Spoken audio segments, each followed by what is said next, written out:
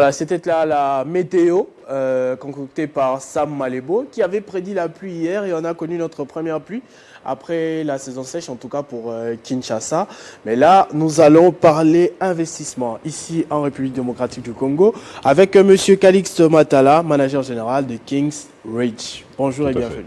Bonjour et merci Christopher. Alors on était déjà avec vous autrefois et vous aviez eu une vision sur les prochaines années ici en République démocratique du Congo qui devra être un pilier important non seulement pour l'Afrique mais aussi pour le monde entier. Vous aviez dit dans le top 20, top 5, dans le top 5 mondial et top 1 ici en Afrique, effectivement. Et vous tenez toujours, une semaine après, ça n'a pas un peu bougé? Ça ne changera pas jusqu'à ce que ça s'accomplisse. Ça s'accomplira, oui, ça s'accomplira. On va parler aujourd'hui investissement en République démocratique du Congo. Oui. Vous êtes un des investisseurs ici actuellement en République démocratique du Congo avec un projet très ambitieux, oui. Mais l'on rencontre différents défis. Il y a des gens qui ont peut-être les mêmes idées que vous, mais qui se disent qu'il n'est pas opportun de venir ici, que l'on sera bloqué à travers des taxes, à travers des documents, des démarches de gauche à droite. Est-ce que vous n'avez pas rencontré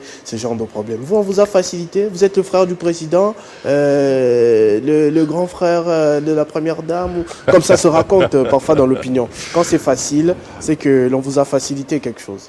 Merci pour la question. Les investissements, quel que soit l'endroit que vous décidez de le faire, ça vient toujours avec un défi. Alors, ne pas avoir de défi n'est pas réaliste. Mais ce que nous faisons, c'est que nous nous préparons à ces défis-là. Nous voulons les connaître en avance pour que quand ils arrivent, nous les solutionnons avant même qu'il ne soit problème. C'est pour ça que dans mon cas, je monte une équipe qui va me faire une étude complète sur, par exemple, le problème de corruption. Comment est-ce que les gens de différents départements font les arnaques? Quelles sont leurs faiblesses? Parce que moi, je dois connaître leurs faiblesses en avance. Comment est-ce que les opérations se font? Les taxes, parce que c'est un gros problème. Des problèmes logistiques d'opération. Et si vous voulez, aujourd'hui, je vais peut-être juste couvrir deux types de risques, mais ce n'est pas tout ce qu'il y a, mais c'est deux types de soucis que nous avons. Je vous mets dans le contexte. Dans mon entreprise au Canada, j'ai Internet. Mais puisque la majorité des données que nous utilisons sont sur le cloud, les nuages, il ne faudrait pas que je manque Internet à un moment donné. Donc, je dois prendre deux fournisseurs différents pour couvrir mon risque. Mes deux fournisseurs, ils me donnent environ 1000 gigabytes secondes d'upload et download. Et ça me coûte environ $60 équivalent. Et ça me permet de faire les affaires, rapidement, tout ce que vous voulez. Et ici, on me dit que pour 1 gigabyte seconde, ça coûte $1600. J'en ai 1000 fois et je paye $60. Alors, je vais vous mettre dans le contexte des chiffres pour que vous compreniez la bêtise et pourquoi est-ce que c'est un défi ici. Ça veut dire que si je veux avoir la même chose qu'au Canada, je dois payer 1,6 million de dollars par ligne, par mois. Et comme je dois faire la redondance pour éviter mon risque, je dois payer 3 200 000 par mois. Ça veut dire que là où au Canada, je paye équivalent $1400 l'année, ici au Congo, je dois payer 43 millions de dollars, 200 000 juste pour le même service Internet.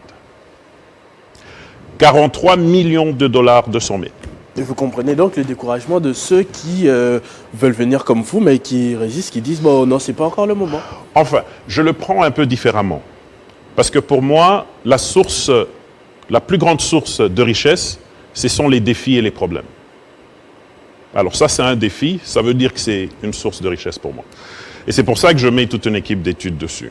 Parce qu'il faut absolument qu'on puisse couvrir ça. Mon problème, c'est que vous avez des responsables de SCPT ou tout ça, qui n'ont jamais, en fait, évalué le risque. Pourquoi est-ce qu'Internet, c'est important? Il y a des études qui veulent que une économie est multipliée par 140% dès que vous avez accès à Internet partout. Ça veut dire, au Congo, 50 milliards de dollars de chiffre d'affaires. Si tout le monde a accès à Internet, sans rien faire d'autre, l'économie serait à 70 milliards de chiffre d'affaires. Deuxième chose, aux États-Unis, les transactions sur Internet seulement ont représenté 2,1 trillions de dollars sur une économie de presque 20 trillions, 21 trillions, donc soit 10%. La croissance dans le marché, sur le marché Internet croît 9 fois plus rapidement que tous les autres secteurs. Autre chose, vous connaissez l'AGOA. L'AGOA, c'est le Africa Growth Opportunity Act. C'est les Américains qui donnent à certains pays africains le droit d'exporter chez eux sans des tarifs. C'est pour permettre la croissance en Afrique. Si vous êtes opérateur économique africain, un Américain, il est aux États-Unis, il ne peut pas venir chez vous. C'est très loin. La seule chose qui raccourcit l'infrastructure ou le besoin d'infrastructures physiques, c'est l'Internet. Nous avons du bois qu'ils n'ont pas aux États-Unis. Ils sont prêts à payer des prix faramineux pour que nous puissions leur offrir notre bois ou des portes avec nos bois. Donc, d'un coup, avec Internet et un accord comme AGOA, nous avons la capacité de faire pénétrer nos acteurs économiques ici, aux États-Unis, dont le marché est, tenez-vous bien, plus de 400 fois plus grand que le marché congolais. Quand vous bloquez Internet tel que c'est fait aujourd'hui, vous bloquez complètement la croissance ou le potentiel de croissance. Parce que nous ne pouvons pas accéder à ce marché-là, c'est carrément impossible. C'est carrément impossible. Alors, pour moi, si je devais dire que j'ai un combat à mener et que c'est une guerre que je mène, la première balle, je la réserverai sur l'SCPT, l'OCPT ou je ne sais pas c'est quoi. La société de qui s'occupe de ça. Poste. Parce qu'aujourd'hui, l'Afrique de toutes les façons, oui, et l'Afrique de toutes les façons va en ouvrant ses frontières. Nous allons nous retrouver dans un contexte où on passe aujourd'hui de 50 milliards de dollars de PIB et que si l'Afrique s'ouvre au complet, on parle de 2 trillions de dollars. Nous n'avons pas de chemin ou de route pour nous faire parvenir d'un pays à l'autre. La seule chose que vous avez pour le faire, c'est Internet. Et si vous bloquez ça, en coût de millions, donc vous vous rendez compte que si vous voulez avoir accès au type d'Internet que j'ai au Canada, il faut que votre chiffre d'affaires soit au-delà de 43 millions de dollars.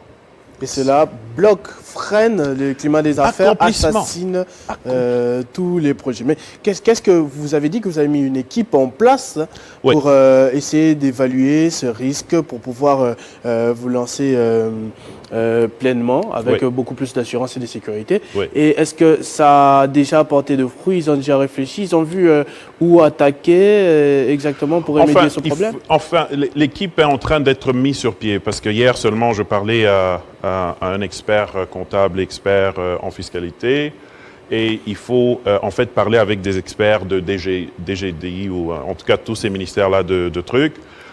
Il y a beaucoup de taxes au Congo. Il y a plusieurs taxes et consorts. Il faut que donc j'ai un expert qui me parlera de ça.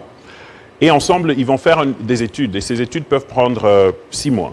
Parce qu'il y a aussi des études comportementales. C'est-à-dire que les inspecteurs qui viennent, qui ont pour intention en fait d'aller chercher de l'argent, c'est quoi leur faiblesse? C'est quoi? Parce que nous devons attaquer sur tous les points.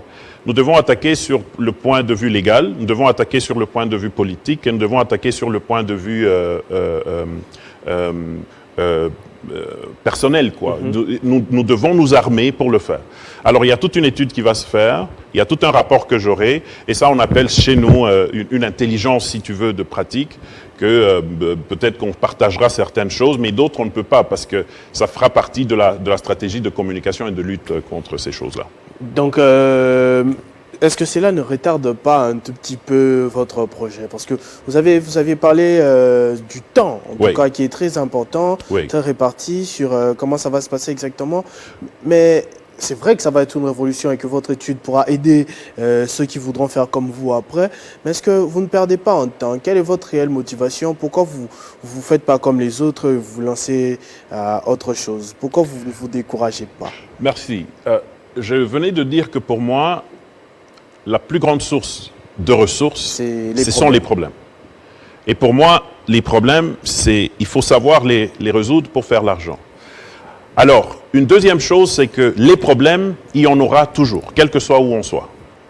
Avec mon entreprise au Canada... Au Canada, vous n'aviez pas de problème d'Internet? Non, mais j'ai d'autres problèmes. J'ai d'autres problèmes. Par exemple, dans le domaine où moi je travaille, le Canada ne produit pas assez de spécialistes dans ce domaine-là. En fait, à chaque année, au Canada, nous devons avoir des spécialistes à raison de un spécialiste de ce domaine-là par 100 000 habitants, et on est plus ou moins à 400 000 habitants par spécialiste. C'est un gros défi. C'est un gros défi pour nous. Nous sommes obligés d'aller recruter aux États-Unis et comme ça. Mais ceci étant dit, c'est un défi. C'est-à-dire, partout où vous allez, il y a des défis. Ce qu'il faut faire, c'est aborder ça intelligemment. Et l'avantage ici en République démocratique du Congo, l'avantage qu'il n'y a peut-être pas au Canada, c'est lequel? C'est que le terrain est vierge. C'est qu'aujourd'hui, je vous ai dit l'autre fois que le Congo produira le plus de milliardaires qu'en Afrique. Et le terrain, il est prêt, il est propice. Mon domaine, ce sont les finances. Et ce type de croissance, je ne le vois qu'ici. Avec la connaissance que j'ai, je navigue sur ça, en fait. Et j'espère inspirer plusieurs autres personnes à me rejoindre dans cette démarche. Et qu'on espère que ça ira. Mais si vous devez vous adresser actuellement à un entrepreneur, à un investisseur, quelqu'un qui voudrait, comme vous, quelqu'un qui voudrait vous emboîter les pas, venir s'installer ici en République démocratique du Congo, installer n'importe quelle entreprise. On déplorait tout à l'heure avec un confrère ce manque, cette absence qui peut-être des entreprises qui étaient là à l'époque, mais qui sont parties sans jamais revenir. S'il y a des gens qui veulent investir ici en République démocratique du Congo et qui ont peur, si vous devriez vous adresser à eux, qu'est-ce que vous leur adresserez comme message exactement? La première chose en entrepreneuriat, c'est que celui qui n'est pas préparé à échouer ne peut pas être entrepreneur. Combien de fois faut-il échouer? La réponse est, il faut échouer le nombre exact de fois pour que vous puissiez réussir. Pas une seule fois de moins. Alors, le défi qu'on a, c'est de venir être préparé à échouer pour continuer. Vous êtes préparé à échouer? Tout à fait. C'est ma vie, ça. C'est ma vie. Quand vous regardez un succès, il y a généralement beaucoup plus d'échecs que le succès. En fait, le succès, si on considère le succès comme une destination, le chemin vers le succès, ce n'est que l'échec.